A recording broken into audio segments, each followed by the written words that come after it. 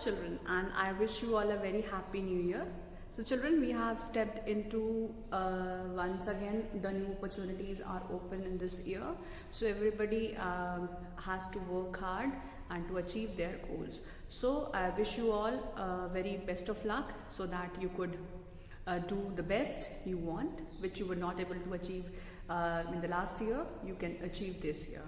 So best wishes from me to all of you, and I wish कि आप लोग को बहुत सारी सक्सेस मिले इस साल. Okay, so welcome back in science class.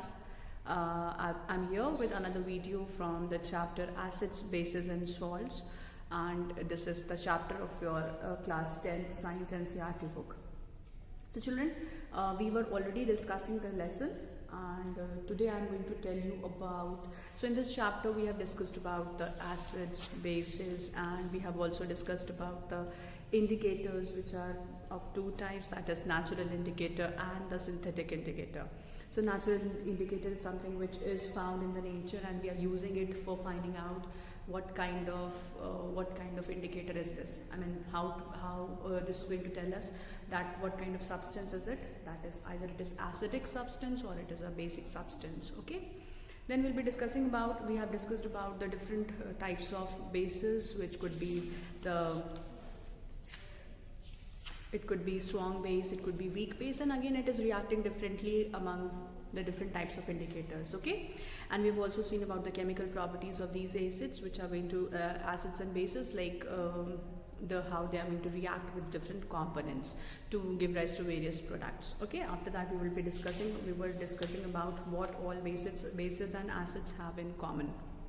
Okay, so we found that in acids we have H plus ions. Whenever it is found in the aqueous solution, they have the presence of H plus ions in it, and because of which the electricity is getting conducted. अब उसके बाद क्या होता है, बहुत सारे जो भी बेसिस हैं, वो अब बेसिस में क्या प्रेजेंट होता है, बेसिस में OH माइनस आयंस प्रेजेंट होता है, और OH माइनस आयंस का ही प्रेजेंस जो है, जिसकी वजह से बहुत सारे जो बेसिस हैं वो उनको बेसिक प्रॉपर्टी मतलब किस वजह से होती है, it is because of the presence of the OH minus ions. ठीक है, so these acids and bases have these things in common. Okay, so we have also seen if we add water to acid and base, then what happens, and is it a correct way. We have found that we have to take water and we have to test.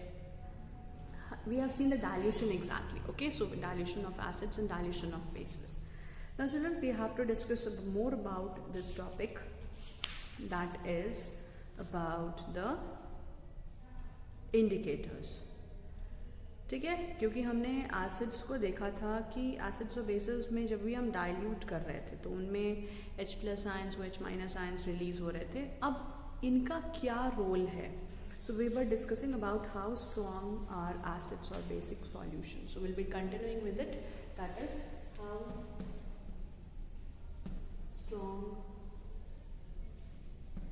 how strong are acids and bases, or acids and base solutions. Acid and bases solutions. Okay, अब इसका क्या मतलब है. इसका मतलब ये है कि अगर हमें कोई सॉल्यूशन मिलता है, एसिड का सॉल्यूशन मिलता है या बेस का सॉल्यूशन मिलता है, तो हमें ये देखना है कि कितना स्ट्रॉन्ग कोई भी सब्सटेंस, कोई भी ये सॉल्यूशन है. वेदर इट इज़, अगर हम एसिडिक सब्सटेंस की बात करते हैं, एसिडिक सॉल्यूशन की बात करते हैं, तो देखना है कि कितना स्ट्रॉन्ग एसिड है. अगर हम बेस की बात करते हैं, बेसिक सॉल्यूशन की बात करते हैं, तो देखना है कि कितना स्ट्रॉन्ग ये बेस है. ठीक है, तो बेसिक सब्सटेंस है, चाहे बेसिक सॉल्यूशन है, चाहे एसिडिक सॉल्यूशन है, we have to find the strength. Now here only comes the idea of indicators.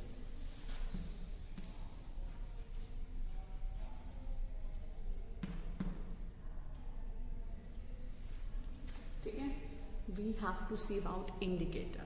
अब इंडिकेटर में हमने दो चीज़ें पहले ही पढ़ चुकी हैं. क्या पढ़ा है हमने? नेचुरल इंडिकेटर और artificial indicator.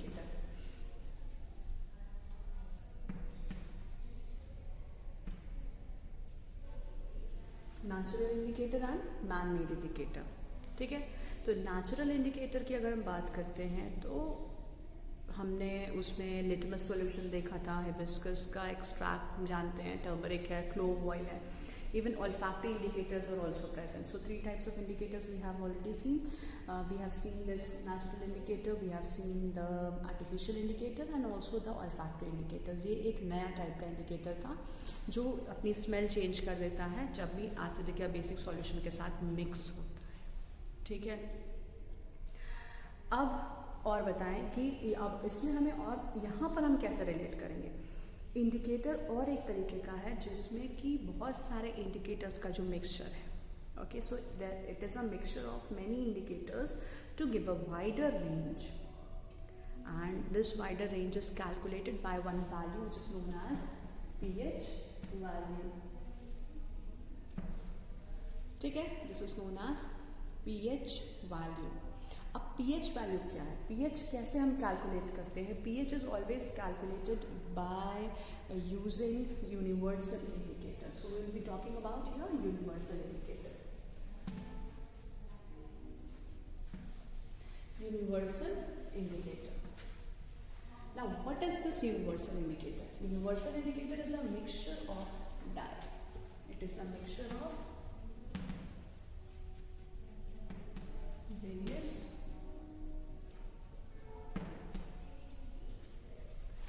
Mixture of various dies.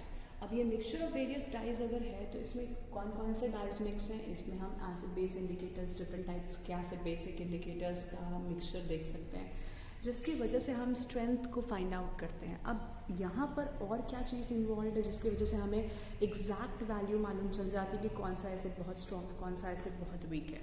So we use one value which is known as pH value to get strength. What is this pH value? pH value means it is going to tell us how much acid is stronger, how much weak the acid is, how much strong the base is, how much weak the base is. Now, what value is it going to indicate which type of acids and bases?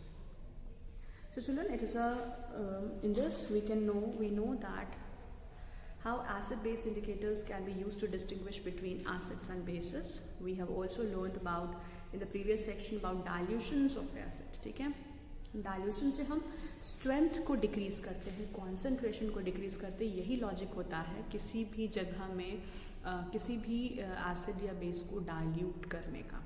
सबसे बड़ा reason, सबसे बड़ा आप कह सकते हैं कि इसमें सबसे बड़ा रीज़न या फिर डाइल्यूशन करने का क्या मतलब है? डाइल्यूशन करने का मतलब यही है कि हम किसी भी एसिड या बेस की स्ट्रेंथ को डिक्रीज करते हैं.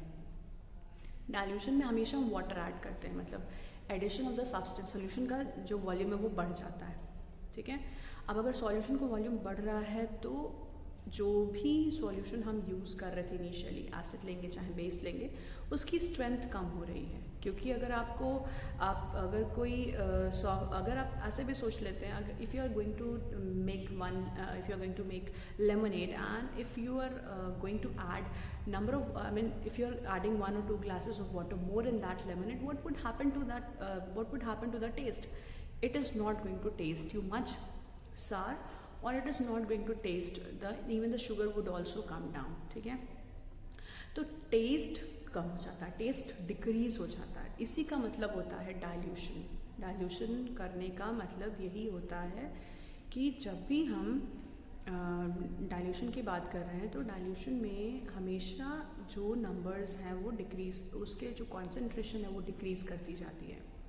ठीक है, कॉन्सेंट्रेशन डिक्रीज करने का मतलब है स्ट्रेंथ डिक्रीज कर रही है. स्ट्रेंथ डिक्रीज करने से जो H+ आयन कॉन्सेंट्रेशन है और OH- आयन कॉन्सेंट्रेशन है ये कम होती है. ओके, अब इसी को हमें जज करना है कि कितना कॉन्सेंट्रेशन कम हुआ, कितना कॉन्सेंट्रेशन ज़्यादा है. किसी भी स्ट्रॉन्ग एसिड को वीक ऐसे ही बनाया जाता है. स्ट्रॉन्ग एसिड में वाटर की डाइल्यूशन, मतलब डाइल्यूशंस करके इन सॉल्यूशंस को एसिडिक और बेसिक डिफरेंट टाइप्स के स्ट्रेंथ में हम कन्वर्ट कर सकते हैं. और एग्जैक्ट वैल्यू हमें कहाँ से मिलती है? एग्जैक्ट वैल्यू हमें मिलती है pH वैल्यू से, ठीक है। अभी मैं इसके बारे में और बताती हूँ, आपको एक्सप्लेन करती हूँ। So we can quantitatively find the amount of these ions present in the solution. We can judge how strong a given acid or base is. We can do this by mixing use of universal indicator. This is a mixture of several indicators. Okay, this is a mixture of several indicators. Please understand. Okay, the universal indicator shows different color with different concentrations of hydrogen ion in the solution. So this is a basic idea regarding this universal indicator. कैसे हमें बताएगा? Color change shows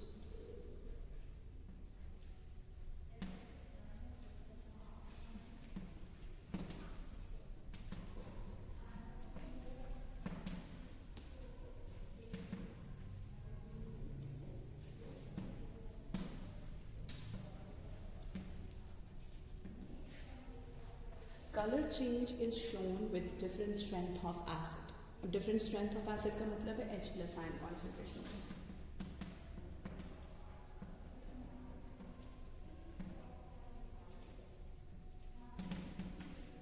Okay, so this is about H plus ion concentration. So color change is going to show us the different strength of H plus ion concentration. ठीक है? अब H plus ion concentration को हम कैसे find out करेंगे, ये हमें colour change की वजह से मालूम चलेगा। कलर चेंज को हम मैच कहाँ करेंगे? हमारे पास यूनिवर्सल इंडिकेटर का कलर कोड होता है। अब जब हमको जैसा भी कलर मिलता है उसके हिसाब से हम उसकी वैल्यू डिसाइड कर देते हैं उस नंबर को पढ़ के। जैसे एक साइड में different colours are being made and here the values are given. For example 1 2 3 4 इस तरह से डिफरेंट कलर्स का बॉक्स होगा ये, और डिफरेंट कलर्स के साथ डिफरेंट वैल्यूज लिखी होंगी उसमें साथ में। ओके, सो एक साइड कलर होता है और एक मतलब उसी कलर पे ही लिखा होता है कि 1 नंबर है, 2 नंबर का एसिड है, 3 नंबर का एसिड है, कितने नंबर का बेस है, सब सारी चीज़ें बिल्कुल क्लियरली मेंशन होती है। बस हमें पढ़ना आना चाहिए, समझना आना चाहिए कि कैसे हम इस वैल्यू को मेंटेन करते हैं। ठीक है, आगे देखते हैं। It is a scale for measuring hydrogen ion concentration in the solution called pH scale. Okay, this is known as pH. How it is going to check the concentration of H plus ion? It is going to check the concentration of H plus ion using pH scale. pH scaling क्या चीज़ है? pH scale was developed. P stands for potence, which in Germany it says.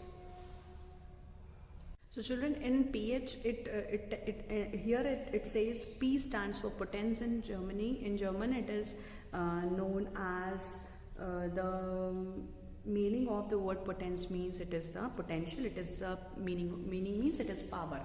ठीक है, तो P stands for power. किसका power? Power है H plus ions concentration का। ठीक है, H प्लस आयन कॉन्सेंट्रेशन का ये पावर बताएगा और इसी को हम बोलते हैं pH value. Okay, this is known as pH value. अब कैसे हम इसे कैलकुलेट करेंगे? Let's C.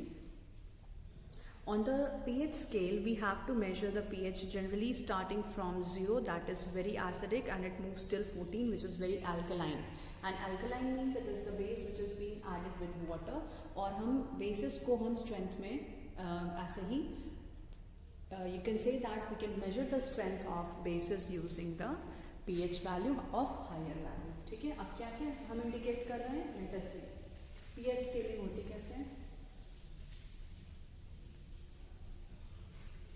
It starts with 0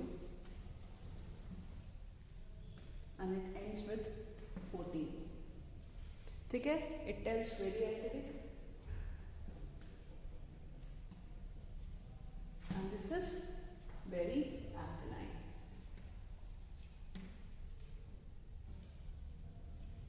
Or this is base.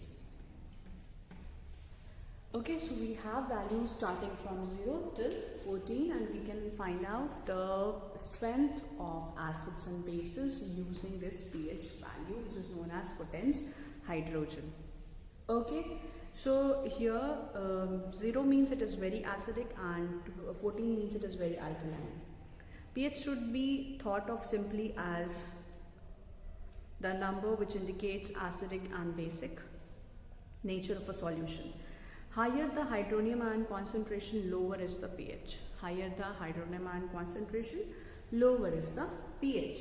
ठीक है, हाइड्रोनियम आयन मतलब H3O प्लस आयंस, या सिंपली हम H प्लस आयंस को बोलते हैं hydrogen, and this is hydronium ion. मतलब कि एसिडिक कंडीशन में ये दोनों, या कह सकते हैं हम ये H प्लस आयंस या हाइड्रोनियम आयन एग्जैक्टली बोलना चाहिए, पर हाइड्रोनियम आयंस के कॉन्सेंट्रेशन ज़्यादा होता है. Then only we say it as the acidic solution. ठीक है, तो वेरी हायर कॉन्सेंट्रेशन में ये जब एसिडिक सॉल्यूशन प्रेजेंट है, तो एसिडिक सॉल्यूशन को हम कहाँ से कहाँ तक, किन नंबर्स के बीच में मेजर करेंगे? 0 से लेकर के 13 तक. ठीक है, 13.9 तक आई मस्ट से. ओके, तो 0 से लेकर के 6.9 तक, I am so sorry, this is 0 से 6.9 तक हम कहते हैं कि एसिडिक सॉल्यूशन. ठीक है, लेफ्ट साइड की वैल्यूज जो भी रहेंगी इधर, ये सारी एसिडिक है. It is acidic in nature and this is the value of the acidic pH. Okay, अब 0 आएगा, 1 आएगा, 2 आएगा, 3 आएगा, तो हमें नंबर्स आ जाए 1 2 3 4 5 एंड 6. तो 6.9 तक हम एसिडिक सॉल्यूशंस को मेजर करते हैं. Higher the number of H plus ion, lower is the pH. अब जितना ज़्यादा H प्लस आयन होगा, मतलब कि उतना ही कम, उतना स्ट्रॉन्ग एसिड है, और जितना स्ट्रॉन्ग एसिड होगा उतना कम नंबर हमको मिलेगा यहाँ पर.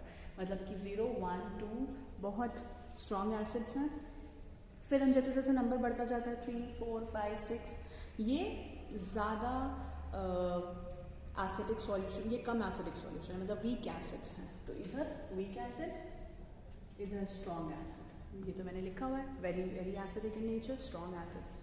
अब 7 क्या है फिर? 7 इज न्यूट्रल. न्यूट्रल का मतलब है जो भी सॉल्यूशन किसी भी तरीके का चेंज नहीं दिखा रहा है पीएच वैल्यू में, पीएच पेपर पर.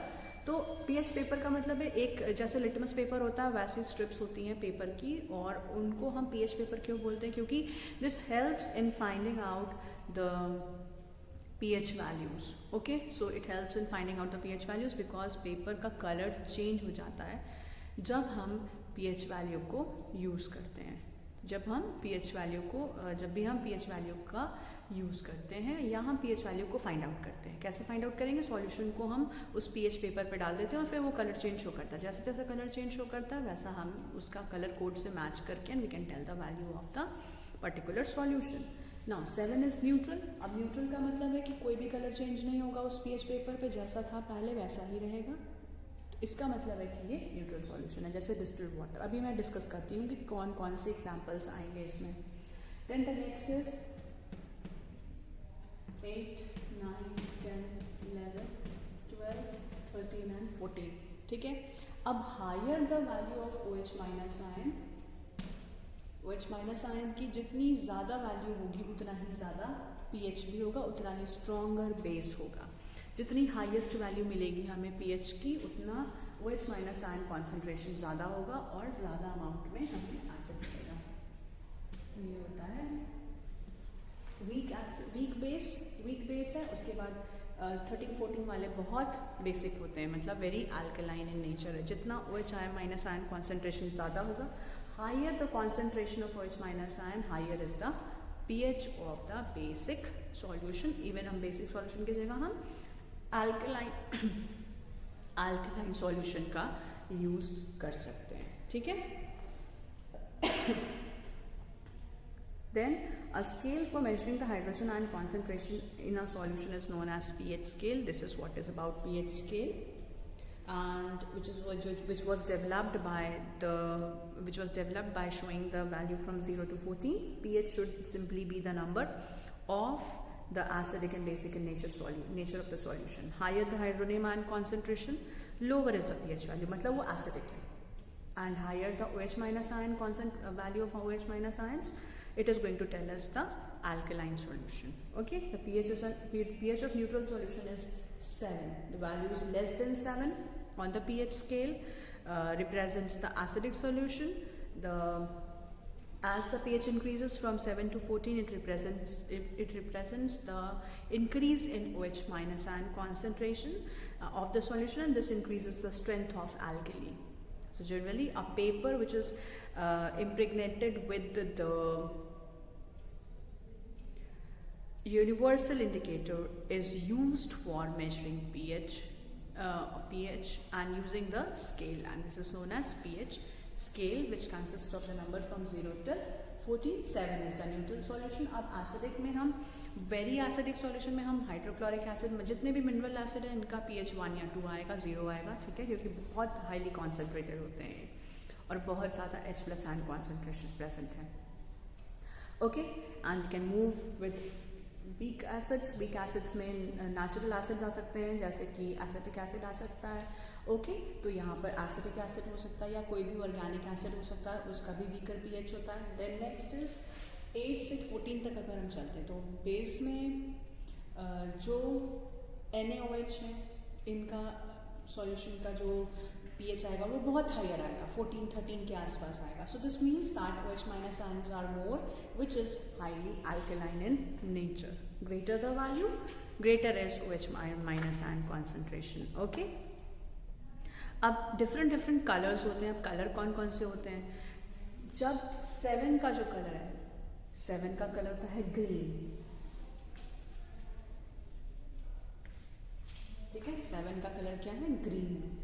और इधर जितने एसिडिक सॉल्यूशन है इनका कलर क्या होता है? Red. Red, pink, orange, yellow, इन्हीं के शेड्स होते हैं, ठीक है. उसके बाद आप क्या करेंगे? ग्रीन कलर का आ जाएगा न्यूट्रल सॉल्यूशन, और उसके बाद ग्रीन के शेड्स होते हैं, और फिर उसके बाद ब्लू के शेड्स होते हैं. इधर ग्रीन डार्क होता जाएगा, और इधर ब्लू बिल्कुल dark blue, very dark blue. Okay, so sodium hydroxide solution का अगर हम अल्कलाइन अगर हम पीएच नापेंगे तो वो अल्कलाइन सॉल्यूशन की तरफ आएगा, 13-14 आएगा. NaOH बहुत स्ट्रॉन्ग एसिड माना जाता है, ठीक है, और सॉरी स्ट्रॉन्ग बेस माना जाता है, अल्कलाइन माना जाता है. It is alkali in nature. Okay, next है मिल्क ऑफ मैग्नीशिया, जिसका 10 होता है, MgOH voice. This is NaOH. This tells here this is HCl और HNO3. कुछ भी हो सकता है, H2SO4 भी हो सकता है इधर, ठीक है. अब इवन जो हमारे स्टमक में HCl प्रेजेंट है उसका भी pH 1-2 आएगा, क्योंकि आप जानते हैं pH वैल्यू जो एसिड है प्रेजेंट वो HCl, और HCl का pH कॉन्सेंट्रेटेड फॉर्म में है प्रेजेंट है हमारे स्टमक में.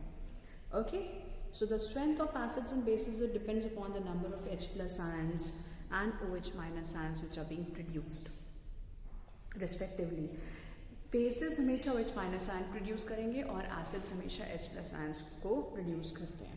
If we take hydrochloric acid and acetic acid in the same concentration, we can say 1 molar concentration का अगर हम बना लेते हैं ये solution, और फिर इनके different pH को test करते हैं, तो H+ आयन कॉन्सेंट्रेशन का अमाउंट डिफरेंट आएगा, क्योंकि एसिटिक एसिड एक वीक एसिड है, जो आप ऑलरेडी वीक एसिड है उसमें आप और वाटर मिला करके उसको और वीक बना रहे हैं.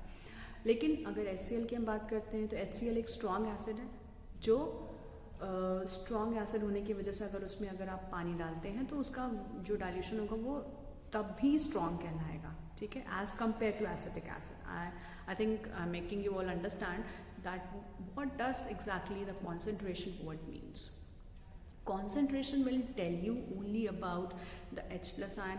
H+ ions की कितनी वैल्यू है, कितना नंबर है उसके अंदर, ठीक है, वो H- ions का कितना नंबर है उसके अंदर, ये हमें मालूम चल जाता है.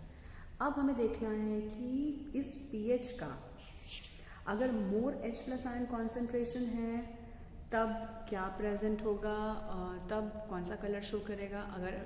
अगर OH- ions प्रेजेंट है तब कौन सा कलर शो करेगा. I think this might be clear for you all now. Okay, now we will move on to the next topic, that is importance of pH in everyday life. I hope ये सारी चीज़ें clear हो गई सबको. Colour code याद कर लीजिए, कैसे कलर चेंज होते हैं. आज हमने कुछ एक्सपेरिमेंट्स भी किए हैं कि how the colour changes are happening. Litmus paper के साथ भी कलर चेंज शो किया। लिटमस पेपर का जैसे 2 कलर होता है, ब्लू एंड रेड, बट यहाँ पर बहुत सारे कलर्स आपको मिलते हैं according to the value of your solution. ठीक है,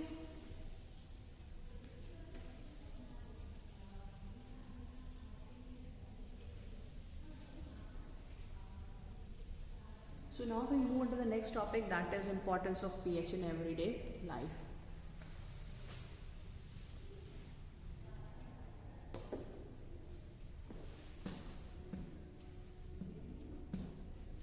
Importance of pH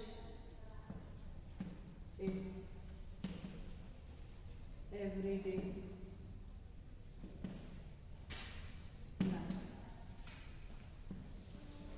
ठीक है, क्या इम्पोर्टेंस है पीएच का एवरीडे लाइफ में? पीएच कैसे मेजर करते हैं? We take pH paper, one strip of pH paper, okay, and then we put 1 drop of solution here and we will see the color change. Okay, we'll hold the paper with the help of the forceps and then we can add with the help of the dropper. We can put 1 drop of solution here and we can find out what color change is being shown और फिर हम उसको colour code से match करके उसकी value exactly बता सकते हैं। इवन पॉइंट्स में भी वैल्यू होती है 1, 1.1, 1.2, 1.3 से जब 1 से 2 के बीच में जितने भी डायमेंशंस हैं 9 तक, वो सारे डायमेंशंस इसमें भी मेजरमेंट्स प्रेजेंट होते हैं। तो आपको एग्जैक्ट वैल्यू भी चाहिए तो एग्जैक्ट वैल्यू का भी पीएच पेपर पे इंडिकेटेड होता है। Okay, so let's begin with this topic, that is importance of pH in everyday life. So how can you say that pH is really important in our life? So if I say that, if I just ask the question from you, is it so important to check the pH of the different things in everyday life? ठीक है, तो I think you would say yes. ठीक है, क्यों? क्योंकि pH का बहुत सारा इम्पोर्टेंस है। अगर हम pH चेक नहीं करेंगे किसी भी सॉल्यूशन का तो बहुत सारी प्रॉब्लम्स आ जाती हैं। जैसे अगर हम कोई भी सॉल्यूशन का यूज़ कर रहे हैं अपने खाने में, तो उसको हमें अगर हम पीएच चेक कर लेंगे तो हमें पता चल जाएगा कि एसिडिक है, सब्सटेंस की बेसिक है। जैसे हम सोप का यूज़ करते हैं तो सोप बहुत हार्श है कि नहीं है, ये पता चल जाएगा। ठीक है, और भी बहुत सारे रीजंस हैं हम क्यों पीएच का यूज़ करते हैं, क्यों इम्पॉर्टेंट है ये pH measurement in everyday life. So this is the first point, that is all plants and animals are pH sensitive. कुछ अच्छे यूजेस भी हैं, जैसे अगर हम pH मेंटेन नहीं करेंगे तो खाना ही डाइजेस्ट नहीं होगा. आपने पढ़ा है लाइफ प्रोसेसेस चैप्टर में कि जो pH होता है एसिड्स का, जो हमारे स्टमक में एसिड है वो बहुत हाईली एसिडिक है, और इसमें लोअर पीएच होता है. उसके बाद फिर कुछ देर के बाद बहुत सारे एंजाइम्स डेवलप होते हैं, बहुत सारे डाइजेस्टिव जूसेस निकलते हैं जिनका पीएच अल्कलाइन नेचर का होता है. जो अल्कलाइन नेचर होने की वजह से क्या होने लगते हैं कि वो चीज़ें, मतलब कि अगर हम बहुत अल्कलाइन नेचर का कोई भी सामान यूज़ कर रहे हैं तो वो हमारे बॉडी के पीएच को अल्टर, स्टमक के पीएच को अल्टर कर देता है. या हम बहुत एसिडिक सामान यूज़ कर रहे हैं खाने में तो एसिडिटी हो सकती है, क्योंकि ऑलरेडी एसिड प्रेजेंट है स्टमक में और उसमें आप और एसिड ऐड कर रहे हैं तो it is going to harm your body. So this makes the importance of pH in our life. So our body works within the pH range of 7 to 7.8. Okay, 7 to 7.8 मतलब neutral से थोड़ा सा basic pH में सारा work करता है. Living organism can survive at a narrow range of pH when the pH of rain water is less than 5.6. if the pH of water, rain water का pH अगर 5.6 हो जाता है तो इसको हम बोलते हैं एसिड रेन. ठीक है, इसको हम बोलते हैं acid rain.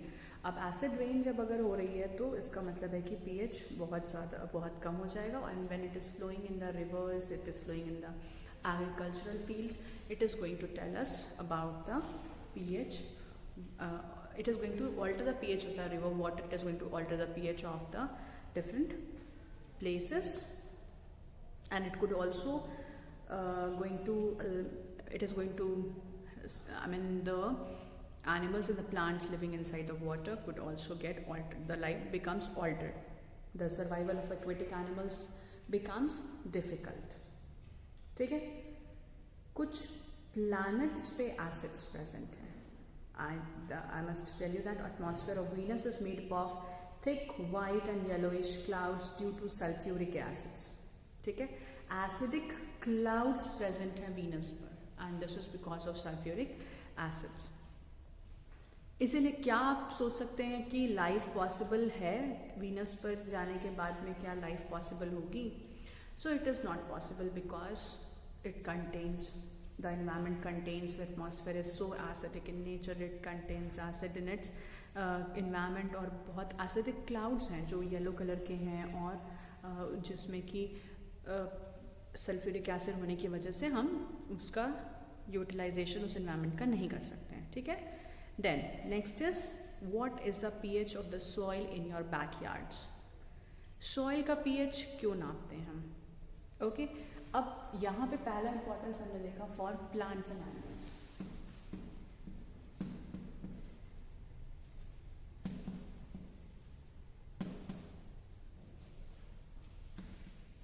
So what is the importance for the plants and animals? I told you that plants and animals के लिए बहुत important है pH का रेंज, क्योंकि pH अगर अच्छे से नहीं बैलेंस होगा, बैलेंस्ड pH नहीं होगा, तो जो एनिमल्स और प्लांट्स हैं वो मर जाएंगे, सर्वाइव नहीं कर पाएंगे. It becomes very difficult. It becomes difficult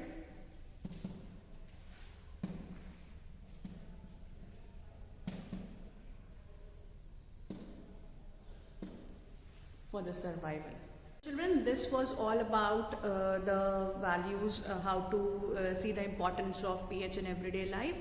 I will be meeting you all in the next class. There I'll be discussing more importance of pH in everyday life. So we discussed about the pH value, how the universal indicators are telling us the pH values, and also we discussed about the importance of pH in everyday life, in which we discussed that how plants are sensitive to the pH. Okay, so this was all about. I'll be meeting you all in the next class.